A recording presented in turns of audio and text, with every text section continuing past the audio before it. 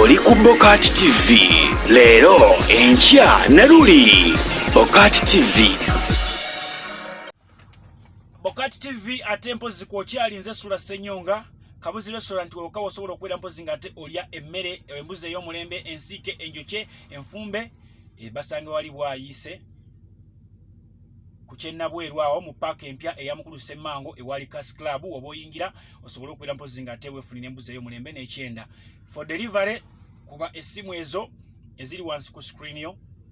Happy Lady Shamina nkubuzaako Nanyanzi nkubuzaako nnyo Safina mbuza ku Mina Height we bali kwera mpozi ngate oberayo ate bwatu nembuza ku mukyala Imenance nkubuzaako nnyo nembuza ku Shanez banenya oli UK nembuza ku Kiberu Edi oli South Korea we bali kwera mpozi ngate oberako ate Kawaida naye nkubuzaako nnyo ate Nansera Shaibu naye bali kwera mpozi ngate oberako nekyalani naye nkubuzizaako ndabira omukyala kakati omukyala Min.Mutuuzo nze simanyi ebya sex byamukolera ki ebibya simanyi kye byamukola kuba alabika either oba kankireke ne wabeerawo omuntu gwegamba nga yakyawa ebintu lwa kiki kye yatuukako mu biseera bye byasooka.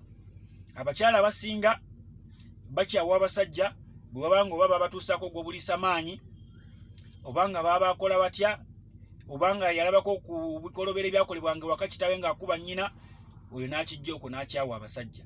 Naye omukyala Min.Mutuuzo yakyawa ebintu bino ebyokwewunda yasooka gaana bakyala kugenda kukyalira nsiko n'agamba temugendayo gwe naasanga agenzeeyo ajja kummendegera. Kati wuno yeebuuza abasajja ekibanywesa eddagala ly'amaanyi Gekisajja mubeera mugenda mu lutalo kulwana mubeera mugenda mu vita mubeera mugenda mu ki kasooke nkuwe Min.Mutuuzo uyo. People do not even have the work they are doing, but they want a lot of energy. And they lie to them, manpower, and for planning for what? Sometimes you want, but all that manpower and all that energy drink, when people are vaccinated, they will not spare the children. So when we're looking at young girls getting pregnant, it is not because of COVID. It is more of these drinks and energy drinks they have put on the market without necessarily analyzing them and their content. So it is really important that we move slow on certain things. And some of them have been baptized very delicious names. Hallelujah, Makamanaya. So when we about it, praise the Lord. So you will see people who are born again rushing for certain drinks and think they think they are taking an energy drink and yet it is a spirit. So the alcoholic content should be measured and should be put there. They should go through OPOS to standardize them. And people should be clear about these drinks they are really taking. Even by the time somebody qualifies the name, let us be sure that it is not morally disrupting people from their faith.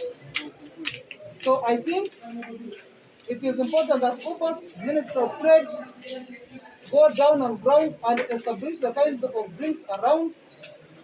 If there are energy drinks, what specific energy are we in shortage of that people are really yearning to get? What are the implications of these drinks all over?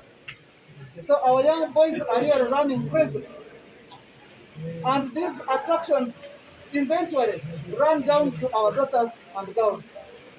So I want to make a special appeal to the Minister of Trade to ensure that they move to find out the people involved into this business and whether we are getting value for the business, not in terms of only money, but in terms of our capital development, the human resource that we have been taking to school.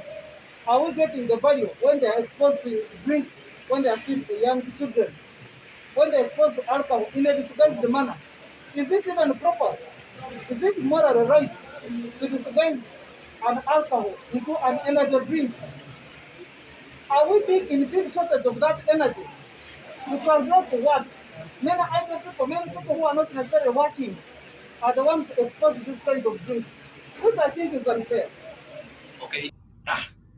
Oyo mukyala agamba nti mugende mudda ku bwana Osimayamu kama n'ayamba aleluya nti ojja sanga n'abalokole babudumye ne bawamma abamukama n'ayamba n'abaleluya baali babaza balokole bano nga balokole tebanywa bulungi bintu byabwe ne bagamba kati oli bw'alaba ka aleluya agamba wayi mukama yeebazibwe n'akayiwayo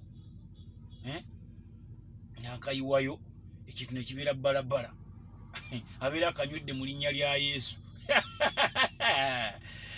Omukyala nno Mutuuzo agamba ebintu ebirina okukeberebwa n'endowooza era bali kati Uganda mpozi naye tekisobola kujja ku market nekitambula bwe kityo nekigenda ne ku media ne bakola akalango nga tekirina license. Kitegeeza aba UBOC aba UNBS bonna beera bamazidde okubeera nga bakola ki bakyekenneenya balabe ebirungo ky'ebirimu bwe kibeera nga kyaddagala babiweereza ba NDA National Drug Authority ne bakikebera bulungi nnyo ne balaba nti ddala mu butuufu kituukiridde ku mutindo era tekirina bulabe eri bulamu bwa muntu.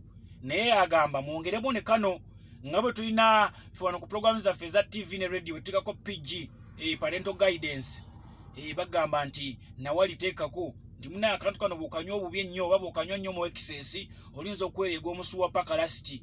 Sajja yagenda n'anywa wanina kuno Bukerende bamanyi Gekisajja ne yereega paka bamala atera muteekako ice bamala muteekako ice ne yereegulukuka. Kakati ne wano balinza okugamba nti munnaaye teekako ebigambo ebirabula abantu babugenda ne babunywa mu excess alinze kannakyeyune ne katajja beobola bagamba nti bojja kulaba abaana nga bakutta abaana bakutta ebisolo bakutta embeera ebintu ebitali bya mulembe walugola buli nga afiira ku kitooke akiraga fire. Abasajja bandange Mukama Katonda yabakola nammwe kiva kumubeera nga okozesa ebiragalagalagala ebyo ebintu ebyo simanya energy drinks ezo abamu muzinywa nga tomanyi gozinywedde ototulo ogamba ngenda kuvuga emmotoka ngenda vuga lugendo luwanvu nnyo n'ogulayo walirika energy drink n'okanywa naye nga tomanyi kikikakola oli yakadesigninga kasobole okubeera mpozi nga tekatambuza bulungi nnyo yingini omuntu akuba ekyuma nga talina watiitira namu ayungirawo okitegeera. Kojja Kevin Muwomya nkubuuzaako nnyo omukulu oyo Kojja Kevin Muwomya akola ku ddagala eryo eriti ery'abaami ate namwe abakyala abeetaaga ensulo Kojja Kevin Muwomya waali nnyo okubeera mpozi nga ate abatuusaako eddagala eryo njamubaleeterako wano olunaku lumu mujja tegeera kiki kyakola n'essimu ye nja kubeera nga njibawa very soon. Anyway sijja kubeera mpozi nga ate nsukka waneeno mbagaliza okubeera nkwazi nga mutulabaga bulungi nnyo subscribinga atandika kusubscribinga likinga sharinga tuwuliziganye olunaku olw'enkya mubere bulungi mweraba. Oli ku BOCAT TV leero enkya na luli BOCAT TV